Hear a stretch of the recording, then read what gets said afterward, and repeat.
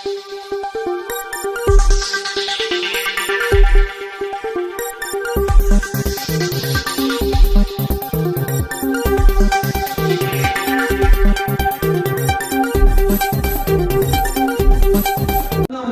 ಜೊತೆಗೆ ಈ ನಾಡಿನ ಭಕ್ತ ಬಂಧುಗಳನ್ನು ಉಳಿಸುವುದರ ಸಲುವಾಗಿ ಚಿಂತನೆಯ ಮಠ ಇರುತ್ತದೆ ಹೊರತಾಗಿ ಚಿಂತನೆಯ ಮಠದ ಏಳಿಗೆಗಾಗಿ ಚಿಂತನೆಯ ಮಠ ಅಲ್ಲ, ಭಕ್ತ ಬಂಧುಗಳ ಏಳಿಗೆಗಾಗಿ. ಎಷ್ಟರ ಮಟ್ಟಿಗೆ ಭಕ್ತ ಬಂಧುಗಳನ್ನು ಚಿಂತನೆ ಮಠ ಆರಾಧಿಸ್ತದೆ, ಇವತ್ತಿಗೂ ನನ್ನ ಮೈ ಜುಮ್ಮುಂಟದೆ. ಪೂಜ್ಯನೀಯ ಅಲ್ಲಮಪ್ರಭು ಮಹಾಶಿವಯೋಗಿಗಳು ಎಷ್ಟರ ಮಟ್ಟಿಗೆ ಭಕ್ತರ ಮೇಲೆ ಪ್ರೀತಿ.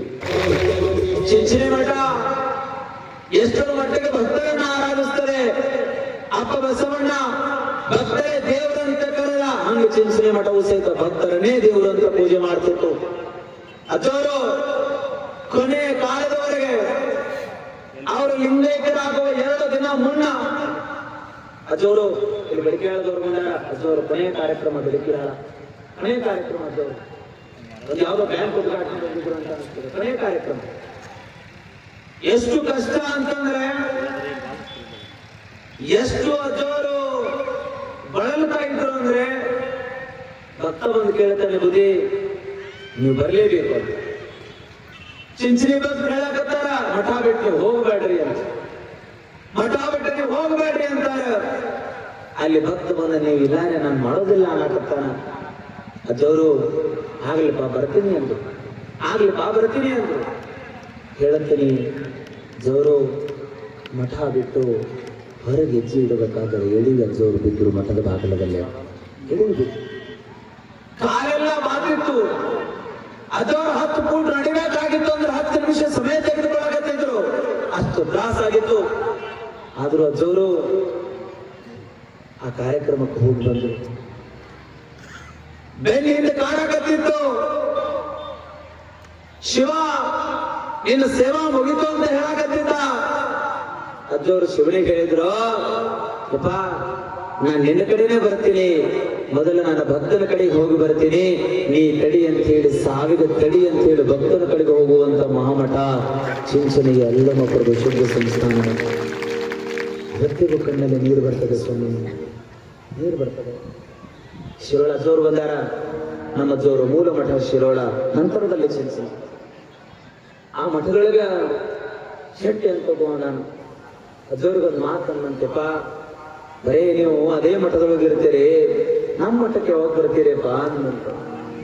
ನಮ್ಮ ಮಠಕ್ಕೆ ಯಾವಾಗ ಬರ್ತೀರಪ್ಪ ಅಂದಾಗ ಅಜ್ಜವ್ರಂದ್ರಂತ, ಶೆಟ್ಟಿ ಚಿಂತೆ ಮಾಡಕ್ ಹೋಗ್ಬೇಡ, ದೀಪಾವಳಿ ಪಾಡ್ಯಕ್ಕೆ ಶಿರೋಳ ಮಠಕ್ಕೆ ಬಂದೆ ಅಂದ್ರ ಕಾಯಂ ನೀನು ಮಠದಾಗೆ ಇರ್ತೇನೆ, ನೀವೇನು ಚಿಂತೆ ಮಾಡಬೇಡ ಅಂತ. ನಿಮಗೆ ಗೊತ್ತಿರಲಿ, ಅಜ್ಜವರು ಲಿಂಗೈಕ್ಯರಾದ ದಿನವೇ ದೀಪಾವಳಿ ಪಾಡ್ಯ. ಅವತ್ತೇ ಶಿರೋಳ ಮಠದಲ್ಲಿ ಪರಮ ಪೂಜನೀಯ ಗುರುಗಳವರ ಕ್ರಿಯಾ ಸಮಾಧಿ ಶಿರೋಳ ಮಠದಲ್ಲಿ ಆಗಿತ್ತು ಅಂತಕ್ಕಂಥದ್ದು ನಮಗೆ ನೆನಪಿಡಿ. ಸಾವು ಸಹಿತ ಭವಿಷ್ಯದಲ್ಲಿ ನಡೆದಿರ್ತಕ್ಕಂಥ ಮಹಾಮಠ. ಬಹುಶಃ ತನಗಾಗಿ ನಮ್ಮ ಮಠ ಏನು ಮಾಡ್ಕೊಳ್ಳಿಲ್ಲ. ನಮ್ಮ ಭಕ್ತರ ಹೆಂಗದ ಅಂದ್ರೆ ಬಂಗಾರ ಕಿರೀಟ ಮಾಡ್ಕೊಳ್ಳೋ ತಾಕತ್ತದೆ, ಬಂಗಾರ ಪಲ್ಲಕ್ಕಿ ಮಾಡ್ಕೊಳ್ಳುವಂತ ತಾಕತ್ತದೆ. ನಮ್ಮ ಅಜ್ಜವರು ಅವತ್ತಿಗೂ ಅದನ್ನು ಬೇಡಲಿಲ್ಲ. ಎಂತ ಭಕ್ತರೇ, ಚಿಂಚನೆ ಹಾಲು ಮತ್ತು ಸಮಾಜದ ಭಕ್ತ ಬಂಧುಗಳು ನನಗೆ ಬಂದಂದ್ರು, ಅದೇ ನೀವು ಬೆಳ್ಳಿ ಸಿಂಹಾಸನ ಮೇಲೆ ಕುಂಡಿರ್ಬೇಕಂತ ನಮ್ದು ಆಸೆ ಆಗ್ಯದ, ನಾವು ಬೆಳ್ಳಿ ಸಿಂಹಾಸನ ಮಾಡಿಸ್ಕೊಡ್ತೀವಿ ಅಂತ. ನಾಂದ್ಯ ರೊಕ್ಕ ಯಾಕೆ ಖರ್ಚು ಮಾಡ್ತೀರಿಪ್ಪ, ಬಾಡ ಇಲ್ಲ ಬುದೇ ಒಟ್ಟ ನೀವು ಬೆಳ್ಳಿ ಸಿಂಹಾಸನದ ಮೇಲೆ ಕೊಂಡಿರ್ಬೇಕು ಅಂತೇಳಿ 35 ಲಕ್ಷ ರೂಪಾಯಿ ಕೊಟ್ಟು ಹಾಲು ಮತ್ತು ಸಮಾಜದವರು ಬೆಳ್ಳಿ ಸಿಂಹಾಸನ ಮಾಡ್ಸಕತ್ತಾರ. 35 ಲಕ್ಷ.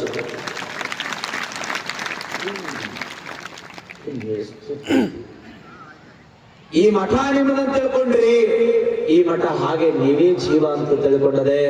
ನಾ ಒಂದು ಸ್ಪಷ್ಟೀಕರಣವನ್ನ ನೀಡ್ತಾನೆ. ಚಿಂಚಣಿ ಮಠಕ್ಕೆ 106 ಎಕರೆ ಭೂಮಿ ಇದೆ, ಸಂಪತ್ಭರಿತವಾದ ಆಸ್ತಿ ಇದೆ, ಫಲ ಇದೆ, ಕಾಲೇಜುಗಳಿದ್ದಾವೆ. ಚಿಂಚನೆ ಮಠಕ್ಕೆ ಇದು ಯಾವುದು ಮೂಲ ಆಸ್ತಿ ಅಲ್ಲ. ಚಿಂಚನೆಯ ಮಠದ ಮೂಲ ಆಸ್ತಿ ಯಾರು ಅಂತಂದ್ರೆ ಇಲ್ಲಿ ಕುಂತಂತ ಭಕ್ತ ಬಂಧುಗಳೇ ಚಿಂಚನೆಯ ಮಠದ ಮೂಲ ಆಸ್ತಿನೇ ಹೊರತಾಗಿ ಉಳಿದಿರ್ತಕ್ಕಂಥ ಸಂಪತ್ತಲ್ಲ. ಭಕ್ತರೇ ಚಿಂಚನೆಯ ಮಠದ ಜೀವಾಳ, ಭಕ್ತರೇ ಚಿಂಚನೆಯ ಮಠದ ಜೀವಾಳ. ಸುಕ್ಷೇತ್ರ ಚಿಂಚನೆಯ ಪುಣ್ಯದ ಪುರಕ್ಕೆ ಸಾಲುಗಟ್ಟಿ ಬರುತ್ತಿಗರು ಜನರ